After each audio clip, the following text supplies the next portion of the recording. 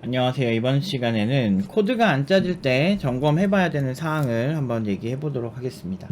저도 이제 코드를 혼자 많이 짜는데 그러다 보면은 진짜 어려울 때가 많아요. 근데 이제 제가 어렵게 느끼는 때는 일반적인 개발 테크닉으로 만들어지는 뭐 그런 게 어렵다기보다는 1번 같은 케이스가 되게 많아요. 1번 같은 케이스는 뭐냐면 기획적으로 모호한 부분이 있어서 결정하기 어려운 경우 이럴 때인데, 사실 모든 그 개발자처럼 모든 것들을 기획자들이 정의를 명확하게 하지 않습니다. 기획자는 좀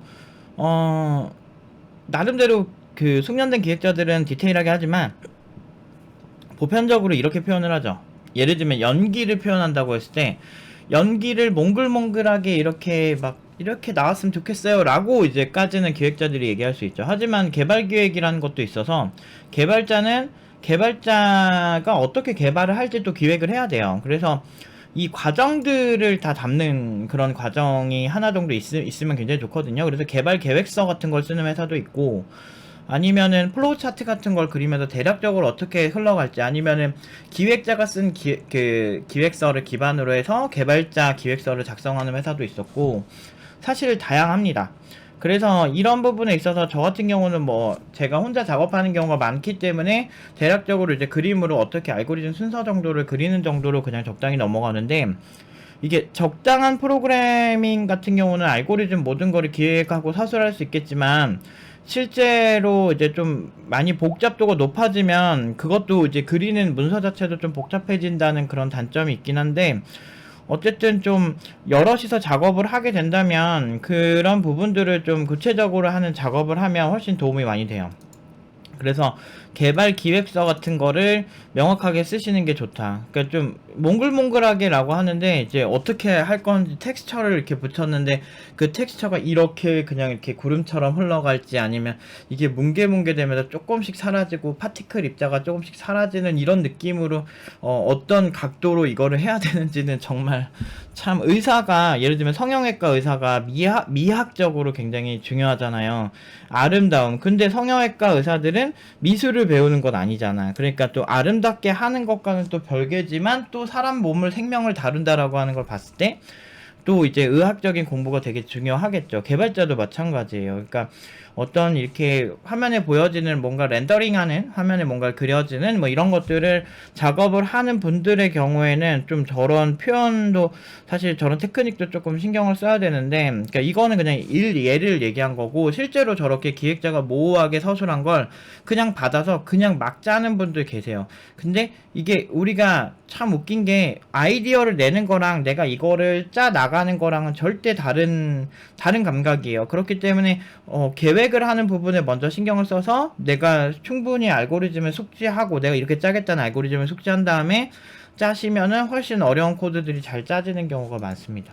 그리고 두 번째는 내가 원하는 정보가 안 나오는 경우, 그러니까 정보 검색의 문제 때문에 생기는 경우가 있어요.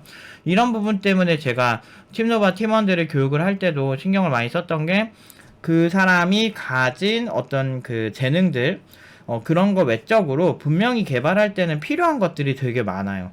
그 중에서 하나가 정보 검색인데, 이 정보 검색도 어떤 정보를 어떻게 검색하느냐부터도 나오지만, 그렇게 찾아온 정보를 어떻게 검증하고 어디서부터 읽어야 되고 그리고 어느 정도까지 깊게 파 들어가야 되는지에 대해서도 알 필요가 있어요. 팀노바에서 이렇게 공부를 많이 진행하다 보면 어디까지 봐야 돼요, 문서를? 이런 경우가 있어요. 너무 깊게까지 가는 경우도 있거든요. 근데 그걸 통해서 제가 알 수 있는 사실은, 이 정보가 예를 들면 뭐 컴퓨터에 대해서 공부한다고 하는데, 컴퓨터 공학자 중에 진짜 뭐 그러니까 ARM이랑 뭐 인텔 계열 그 아키텍처가 어떻게 동작하고 이진수를 어떻게 처리하는지 명확하게 아는 사람 별로 없잖아요. 그러니까 그런 것처럼 컴퓨터 공학을 하는 분이 거기까지 공부할 필요도 없을 뿐더러 그렇게 하는 건 투머치하죠. 그러니까 거기서 내가 정보를 어디까지 탐닉하고 깊게 들어가는지도 사실 굉장히 중요한 그 문제거든요. 그러니까 저 같은 경우는 일정 대비, 만약에 이게 좀 넉넉하고 연구개발 프로젝트고 장기적으로 내가 좀 근본적인 개발 기술 부분을 알아야 이게 장기적으로 헤쳐나갈 수 있다라고 하는 테크닉이라면 굉장히 근본부터 공부를 하겠죠. 근데 그냥 뭐 앱에서 적당히 구현하고 그냥 제품만 나오면 돼. 그래도 동작만 하면 돼. 예를 들면 버튼을 막 진짜 기존보다 0.5초 정도 더 빠르게 렌더링 하는 거, 뭐 0.1초 정도 빠르게 렌더링 하는 거. 물론 그런 테크닉이 중요하죠. 그래서 큰 기업을 많이 선호하는 이유, 네카라쿠베 당토 이런 데를 선호하거나 구글이나 아마존 같은 데 선호하는 이유가 소스 난독화 레벨이라든지 이런 거를 그냥 지금 가서 누구나 볼 수 있지만 이게 뭐 네이버도 마찬가지고 여러 사이트들 들어가면 대기업 제품들의 경우는 소스 난독화가 좀 잘 돼 있어요. 그것도 소스 난독화도 굉장히 여러 논문이 나올 정도로 굉장히 좀 되게 재밌는 분야거든요. 근데 이제 일반적인 사이트, 적당한 사이트들은 소스 난독화조차 안 돼 있거든요. 근데 대기업들은 그렇게 신경 쓰다면 대기업은 기술력이 엄청나게 뛰어나거나 할 수도 있겠지만 대기업들이 가진 그 물적 자원 때문에 개발자가 많잖아요. 그러니까 하나하나 파고 들어가긴 참 좋긴 하죠. 그런데 이제 문제는 이제 또 대기업의 단점이라고 하면 아예 진짜 뭐 그 위쪽 개발자, 상위 개발자가 아닌 이상은 그냥 그 작업만 계속 하게 되니까 그 작업만 하게 되죠. 뭐 선택과 집중이라고 하면서 어떤 사람들은 그런 얘기를 하기도 하는데 개발 쪽은 유기적으로 여러 지식들이 다 연결돼 있어요. 여러분들 제이슨 그 프로토콜 좋아하시잖아요. 많이 쓰시고. 그런데 그 제이슨이라고 하는 프로토콜이 자바스크립트 오브젝트 노테이션이거든요. 그러니까 무슨 얘기냐면 자바스크립트에서 파생된 그 텍스트를 전송하는 이제 프로토콜이란 말이죠. 근데 이런 프로토콜 같은 경우도 사실은 지금 앱에서도 많이 쓰고 채팅에서도 많이 써요. 그러니까 어떤 플랫폼에서 어떤 이유로 그게 생겼는지 알려면 제이슨의 탄생 배경도 알아야 된다는 거지. 이제 그런 것들을 기반으로 해서 쫓아가다 보면 다 연결되어 있어. 나 웹 개발자야. 나는 그 TCP UDP 굳이 공부할 필요 없어. 라고 하는데 HTTP3에서는 퀵을 기반으로 해서 나왔어. 근데 걔네들의 전신이 UDP나 RUDP 아니면은 TCP 이런 거란 말이죠. 그러니까 통신하는 부분에서 3웨이즈 핸드쉐이킹 아니면 4웨이즈 핸드쉐이킹 같은 것들을 하면서 그게 왜 이게 퀵처럼 이렇게 작아졌는지 이런 부분도 알려면 결국엔 여러 공부를 해야 된다고. 그래서 팀노바에서 제가 8년 전부터 복합적으로 공부해야 서로 내가 모르던 부분이 다른 플랫폼에 의해서 이게 해결이 된다라고 얘기를 하거든요. 근데 그런 과정 중에 하나가 이런 정보 검색도 굉장히 중요하다는 거예요. 그래서 정보 검색하고 검증하는 능력 굉장히 중요합니다.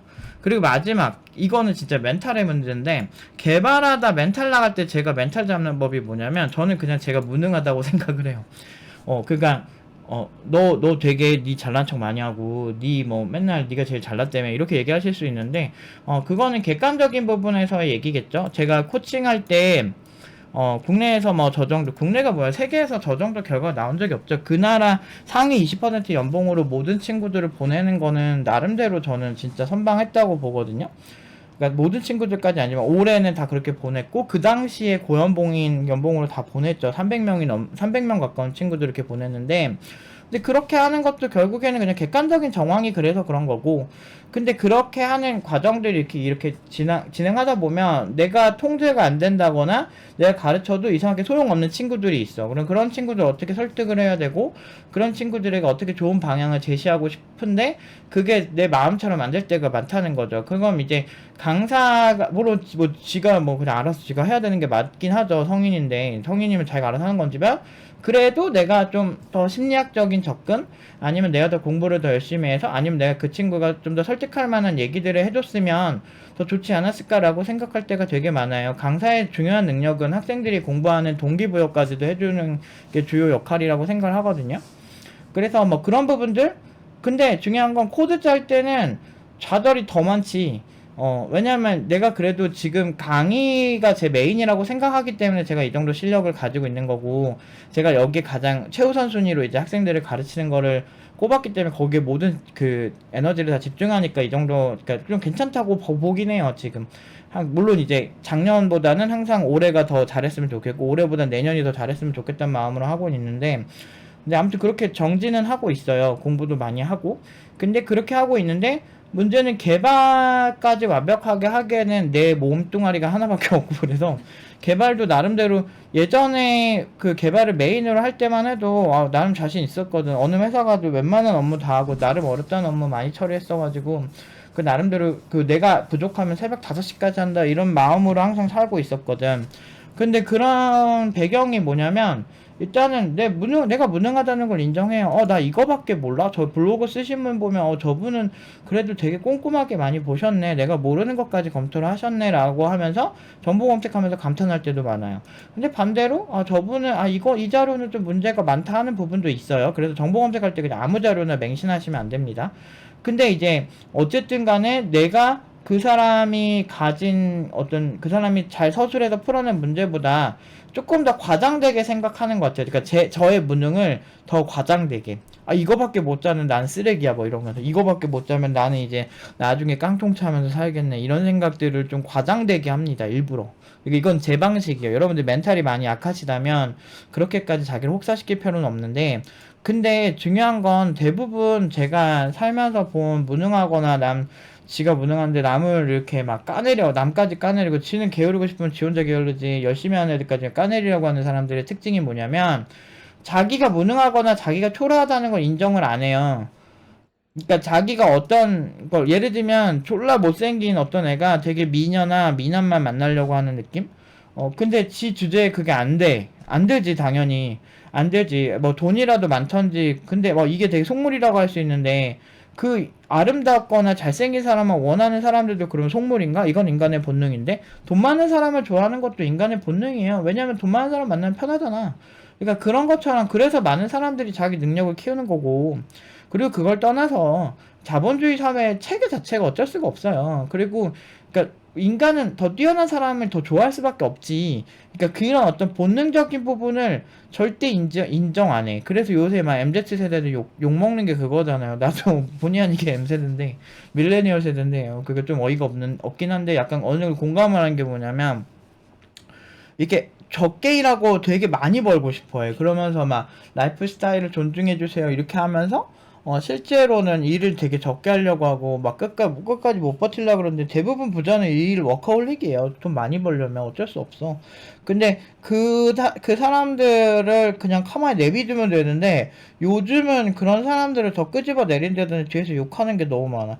그러니까 저도 그런 희생양이죠. 진짜 열심히 해가지고, 제가 강의 진짜 많이 할 때 12시간 막 진짜 많이 할 때 16시간 하면서 애들 햄버거 사 먹이면서 내가 막 그렇게 진짜 팀노바 열심히 했는데, 그 당시에 욕을 제일 많이 먹었죠. 고연봉으로 너무 많이 보내니까. 그러니까 그게 이제 현실인 거야. 우리 사회의 현실. 이게 되게 파시즘적인 거거든. 근데 되게 슬프게도 그런 일들이 너무 많고 그런 게 너무 아무렇지 않게 자행되다 보니까 사람들이 좀 무감각해진 거예요. 근데 너무 감정에 휩쓸리면 되게 위험해요. 제가 그런 면에서 INTPT라는 저의 어떤 MBTI 성향이 나온 게 차라리 다행인 것 같아. INTPT 애들은 뭐 그런 거에 막 감정적으로 동요하고 그러지 않거든. 그러니까 논리를 되게 중요하게 생각해서 왜 그러지? 뭐 이런 생각을 하죠. 근데 항상 시간 지나면은 그 당시에 감정이 씻고 이제 사람들이 이제 논리적으로 생각을 한단 말이야. 그렇게 생각해보면 이게 맞다는 거지. 어쨌든 저도 진짜 열심히 했는데도 멘탈 많이 나고 내상 많이 입었는데, 그냥 이런 상황들에 그냥 내가 무능해. 그걸 무능하니까 내가 바닥이잖아. 그럼 내가 더 이상 내려갈 데가 없어. 그럼 올라갈 데밖에 없겠네? 잘 됐네. 내가 부족하다는 걸 인정하면은 노력하는 게 잘 돼요. 내가 못생기다는 걸 인정하면 성형을 하고 싶어지는 거고, 그러니까 그 인정이 중요한 거야. 일단 인정을 안 하고 못생겼는데 난 잘생겼다라고 얘기를 한다든지, 무능한데 난 능력이 존나 좋아요 막 이렇게 얘기하는 객관적인 증거가 없는데, 그렇게 하는 게 결단코 좋은 게 아니에요. 아름답지 않은데 아름답다고 말하는 것도 웃긴 것 같아. 사회 통념적으로 아름답다의 범주에 들어가는 게 분명히 존재하잖아요. 저도 항상 그런 생각 좀 많이 해요. 좀 안타까울 때가 많아. 물론 이제 제가 그런 면에서 우월한 사람은 아니지만, 그냥 나 못났어? 이렇게, 오케이. 그럼 이제 더 열심히 해서 좀 잘나지면 되겠네? 이런 생각 그냥 하고 마는 것 같아. 그래서 쓸데없이 긍정적인 척 하기보다는 일단 인정하고 긍정적으로 하는 게 진짜 좋은 것 같아요. 오늘은 여기까지 하도록 하겠습니다.